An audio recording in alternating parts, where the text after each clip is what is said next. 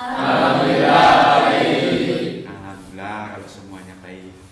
Nah, untuk mengawali dari kegiatan pembelajaran ini, silakan ketua kelas untuk menyiapkan doa terlebih dahulu. Tempat duduk siap gerak. Berdoa mulai.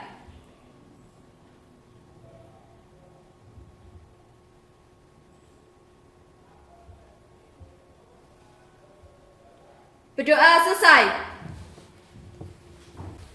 Nah, sebelum pembelajaran ini kita mulai, kalian cek dulu tentang kebersihan kelas. Kalian cek di samping kanan, kiri maupun di laci kalian semua apakah ada sampah. Kalau ada mohon dibuang terlebih dahulu.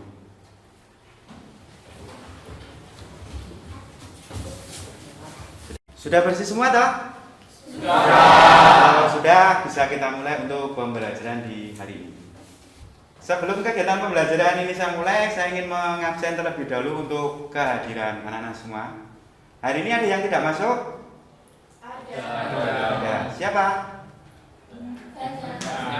Oh ya. Ada keterangannya tidak?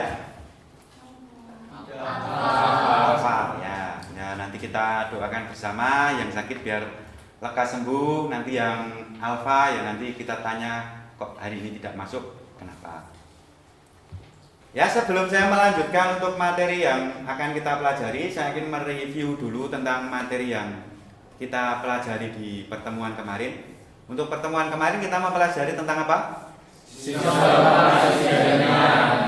Itu sistem operasi jaringan.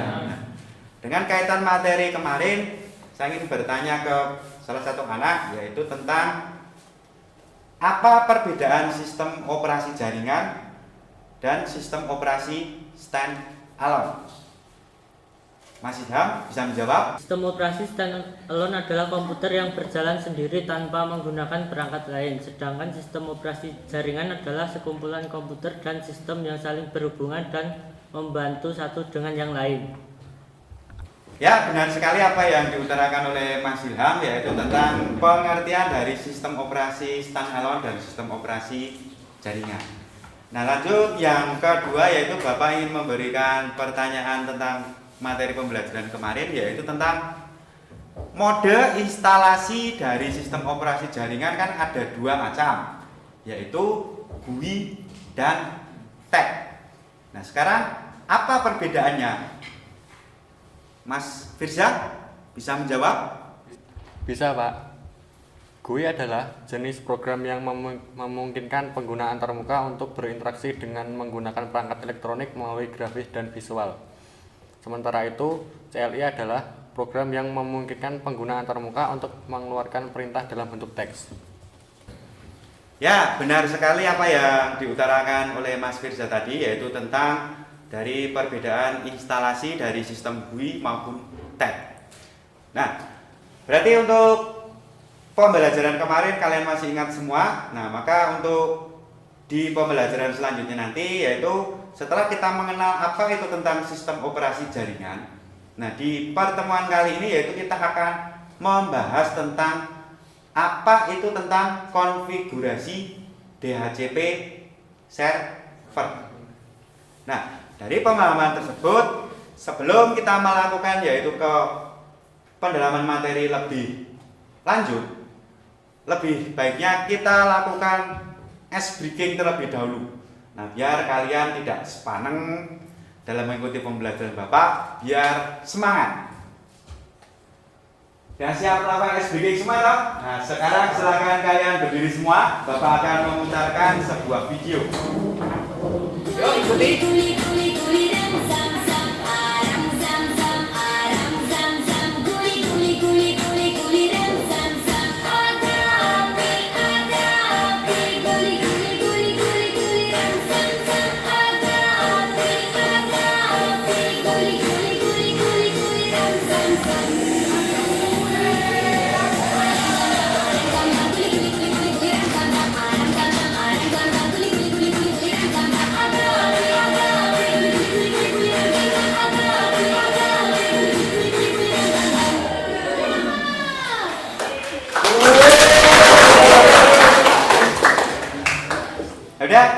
Gimana perasaan Anda setelah melakukan ice breaking hari ini? Senang? Alhamdulillah. Kalau kalian berarti dalam melakukan ice breaking itu senang, berarti motivasi Anda hari ini yaitu dalam mengikuti pembelajaran pastinya senang. Nah, di sini sebelum Bapak melakukan kegiatan ini, yaitu Bapak ingin memberikan motivasi kepada Anda, yaitu bahwa Anda tidak perlu menjadi hebat untuk memulai sesuatu. Jadi lakukan sekarang dan jangan pernah menunda karena kesempatan mungkin tidak datang 2 kali. Nah, sebagai contoh dalam pendidikan itu kan istilahnya dalam pendidikan formal itu Anda hanya diberi 1 kesempatan. Kok hanya 1 kesempatan, Pak? Karena pendidikan itu pastinya dibatasi oleh yang namanya umur atau usia.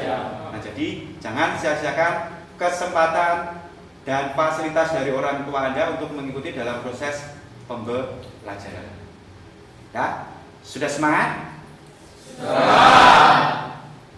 Nah, sebelum Bapak menjelaskan secara terperinci tentang apa itu DHCP server, tentang fungsi dan cara konfigurasinya, Bapak ingin melakukan pretest terlebih dahulu.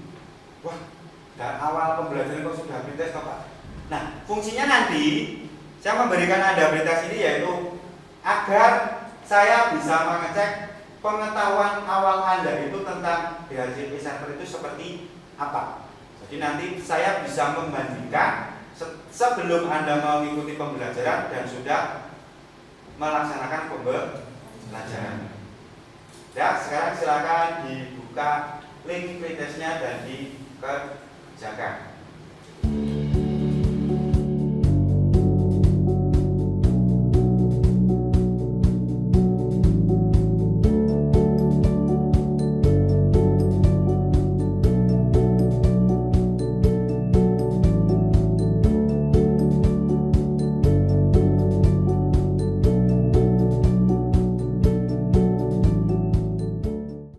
Nah, sekarang kita masuk yaitu ke kegiatan inti kita. Nah, di sini saya akan menjelaskan terlebih dahulu yaitu tentang penguatan materi kita. Yaitu kira-kira di sini sudah ada yang mengerti atau memahami fungsi dari DHCP server itu apa? Mungkin Aisyah bisa membantu. Fungsi DHCP adalah memberikan IP secara otomatis. Ya, sangat benar sekali, yaitu fungsi dari DHCP server yaitu memberikan IP secara otomatis. Selanjutnya, kelebihan dari DHCP server itu sendiri. Nah, dari segi kelebihannya yaitu mudah dalam mentransfer data kepada PC klien ataupun PC server. Lalu DHCP memungkinkan suatu klien menggunakan alamat IP yang tidak bisa dipakai oleh klien yang lain. Jadi istilahnya satu IP hanya bisa digunakan oleh satu klien. Istilahnya kalau nanti ada IP yang sama, kira-kira akan terjadi apa? Bertabrakan atau crash. Jadi istilahnya harus berbeda. Nah, kalau istilahnya tabrakan dengan yang sama, kira-kira bisa apa tidak? Tidak. Maksudnya gini, sama-sama meminta IP yang sama. Ibaratkan gini loh, saya sebagai server, Anda sebagai klien. Nah, kalau saya memberikan Anda meminta IP saya, sementara IP tersebut sudah diminta oleh teman Anda, kira-kira masih bisa digunakan apa tidak? Ya, karena peran dari DHCP adalah satu IP yaitu satu unit atau satu klien. Sampai di sini sudah paham toh tentang kelebihan DHCP? Nah, dari segi kelebihan pastinya akan ada yang namanya kekurangan. Nah, kekurangan dari DHCP server sendiri adalah semua pemberian alamat IP ini bergantung pada server. Jika server mati, maka semua komputer yang akan didisconnect dan tidak saling terhubung. Nah, di di sini Bapak sudah menyiapkan yaitu sebuah topologi standar. Nanti Bapak akan mendemokan bagaimana kita membuat atau istilahnya mengkonfigurasi sebuah DHCP menggunakan mikrotik. Nah, kalau Anda nanti sudah memahami tentang bagaimana mengkonfigurasi, nanti Bapak akan memberikan sebuah kasus soal. Nanti akan Anda pecahkan. Nah, untuk tahap selanjutnya Bapak akan mendemonstrasikan yaitu bagaimana mengkonfigurasi sebuah DHCP server terlebih dahulu. Maka saya akan mendemokan yaitu bagaimana contoh mengkonfigurasinya. Nah, hal yang pertama yang harus kita perlukan yaitu pastinya sebuah Winboard. Nah, lalu yang kedua adalah sebuah perangkat mikrotik. Nah, di sini saya menggunakan RB941. Sudah paham tak yang Bapak demokan? Sudah. Nah, sekarang kalian buka LKPD kalian dan silakan kalian berkumpul sesuai pembagian kelompok yang Bapak bagikan di grup tadi. Ya. Nah, sekarang ikuti instruksinya, kalian berkumpul sesuai kelompok masing-masing. Nah, ini sekarang sudah berkelompok sesuai pembagian kelompok yang Bapak berikan tadi.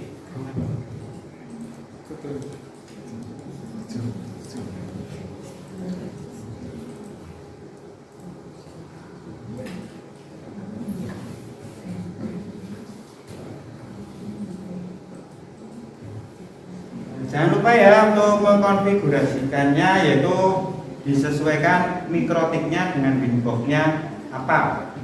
Nah, dan jangan lupa dibuat langkah kerjanya loh ya, sesuai dengan tugas LKPD-nya.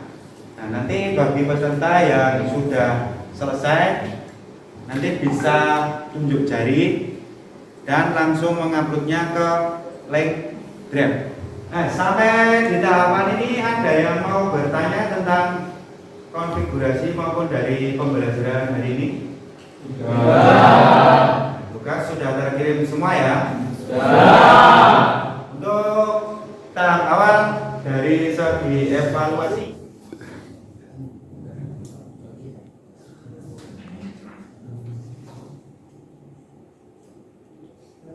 nah, dari apa yang Anda pelajari hari ini, kira-kira apa atau manfaat apa yang Anda dapatkan? Mungkin dari kelompok 1, kira-kira apa yang Anda dapatkan? Setelah mengikuti pelajaran ini, saya sudah paham tentang bagaimana tahapan mengkonfigurasi DHCP menggunakan aplikasi Winboard dan perangkat mikrotik. Nah, untuk rencana tindak lanjut yaitu dari segi pengayaan standar maupun remedial, untuk di KD ini kalian sudah memenuhi semua.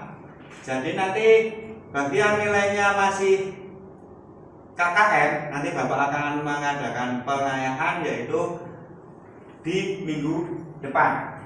Nah, selanjutnya yaitu untuk tindak lanjut materi yang akan kita pelajari di minggu depan, yaitu nanti Bapak akan nge-share kembali materi yang akan kita pelajari yaitu tentang DNS server. Nah, sampai di sini ada yang ada yang ditanyakan? Tidak. Kalau sudah, alat maupun peralatannya bisa dikembalikan ke tempat semula.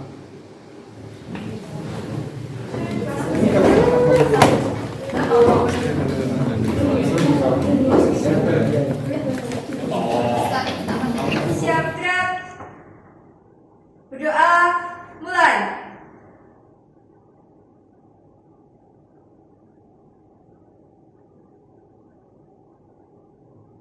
Berdoa selesai. Dan Bapak akhiri pembelajaran hari ini. Akan tetapi sebelum pulang, jangan lupa yaitu untuk membersihkan dan mengecek kembali peralatan yang Anda gunakan. Hati-hati di jalan. Akhir kata, wassalamualaikum warahmatullahi wabarakatuh. Waalaikumsalam warahmatullahi wabarakatuh.